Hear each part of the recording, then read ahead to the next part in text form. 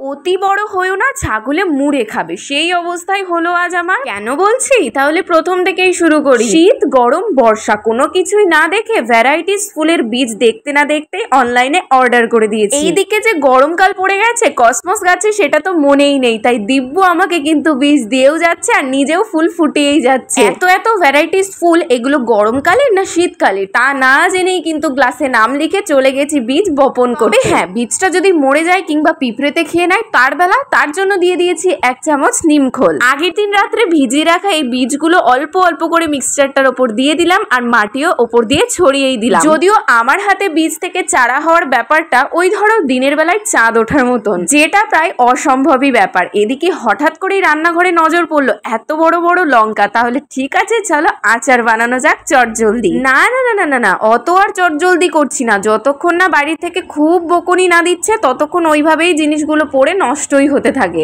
শুধু একটু লেবু আর লবণ দিয়ে মাখিয়ে যে এত টেস্ট লাগছিল, নাও এইবার শুরু হলো আমার মাতব বাড়ির খেলা। বয়মটাকে পরিষ্কার করতে গিয়ে ভেঙেই ফেললাম, আর যেটার ভয় পাচ্ছিলাম সেটাই হলো, আঙুলে একটা কাঁচের টুকরো ঢুকেই গেল। অবশেষে কিন্তু এই বোম্বাই লঙ্কার মধ্যে মশলাটা ভরেই দিলাম আর আচারের জন্য রেডিও করে ফেললাম। এই যে দেখতে পাচ্ছ স্ট্রবেরির ভিডিওটা, এটা কিন্তু বহুকাল আগের। তো সুন্দর স্ট্রবেরির ভিডিওটা যে আমার গ্যালারিতে পড়েই ছিল, আমি তো দেখতেই পাইনি। যেমন সুন্দর স্ট্রবেরি তেমন কিন্তু টেস্ট ছিল। তো চলো বাই।